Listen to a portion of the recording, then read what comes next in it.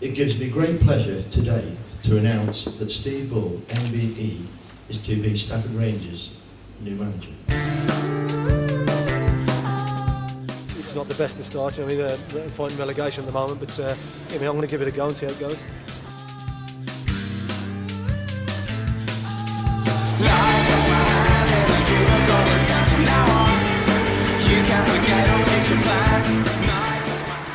Take a picture then, go on. He's out of his self-confessed comfort zone. Steve Bull, Wolves' all-time top-scoring legend with 4 England goals to his name, could have picked an easier task for his first assignment than taking over Blue Square Premier Stafford Rangers, staring relegation in the face. Bully's got some celeb mates. Robert Plant of Led Zeppelin graced the stand at Marston Road, while New Staffordi and the Gladiator Lightning took to the pitch before the game. Who can remember when it was last this surreal down at the Rangers? This game had Mullard written all over it.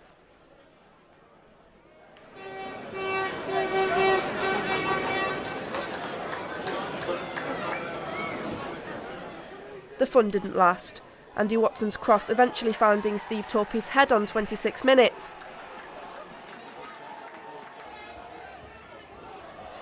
Then just after the hour, Amjad Iqbal went to ground. Dominic Creve sending Danny Alcock the wrong way.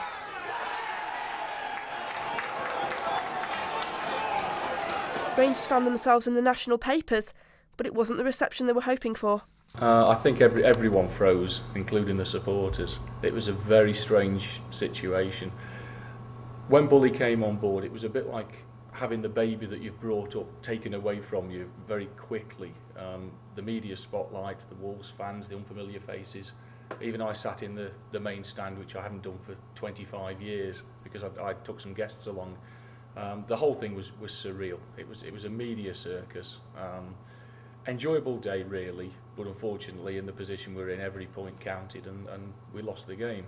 And in hindsight, that was far more important than any of the profile raising that took place. The old saying, it gets worse before it gets better, wasn't a comfort to 85 travelling fans who saw a side who'd not won since January hit theirs for 6. Bull didn't hold back in saying it was the worst performance he'd seen in his career.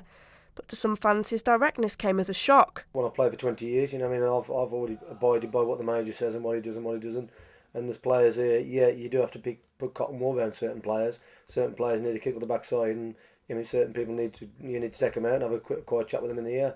And that's me. I will say what's right in front of me. And if they don't perform in front of me, well, they've got to get criticised. Despite picking up a point in a 2-2 draw away at Woking, Stafford took no points off Oxford, who had a penalty appeal turned down right before Eddie and Acklet setting up Matt Green for the only goal of the game.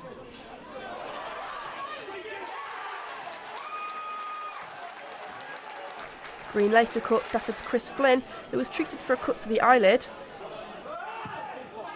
Stafford fans' only enjoyment was seeing Adam Murray blazing wide of an empty net in stoppage time.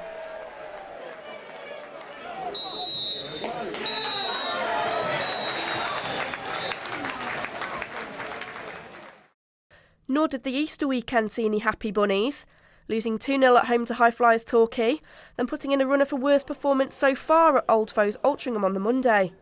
A long throw from Ryan Shotton on 14 minutes found top scorer Colin Little.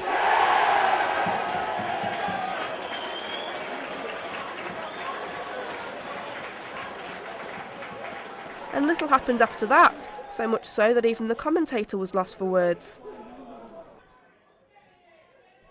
Until Robbie Lawton's low cross into the area just before half-time fell to Joe O'Neill, setting up that man Little again. And it was all over. To be perfectly honest, going to games home and away, it's so disheartening. It's not are we going to lose, it's by how many. Next season will be different. I think next season we'll be approaching each match on a yes we can win this basis. And if the players that Steve Bull wants to come will come, they've got close season to gel and we'll see what happens.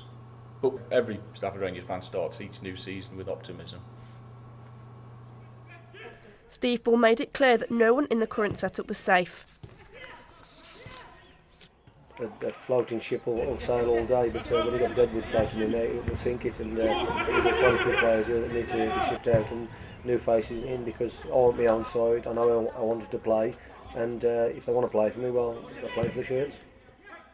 A lot of people on quite a bit of money here that are not doing the job I ask them to do, and I've got to get them out and get players in who will probably be on half the money, who'll do a better job. And there's one young lad come in. He's a good young lad, left-footed, left side in midfield, and my second signing since I've been here. And as you say, he can't clear the ship straight away, because otherwise you'll have no team for Saturday. So Saturday saw the arrival of league leaders Aldershot, who took the lead courtesy of Louis Saw's through ball to Rob Elvins.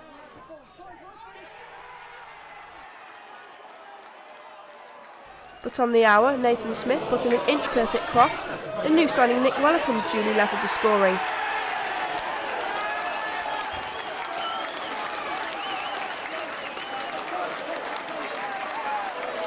Just to rain on the parade though, shot substitute Scott Donnelly allowed John Grant to head home their promotion party. Stafford were desperate for this not to be over though, with Wellicombe,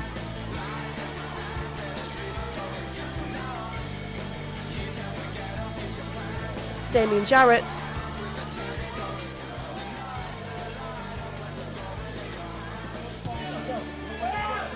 and Jarrett again, all pushing for an equaliser. Daniel Cox's superb block in the dying seconds denying Elvins another. And despite losing, Stafford fans left feeling that the battle for the drop is, on this performance, far from over. Roll on April.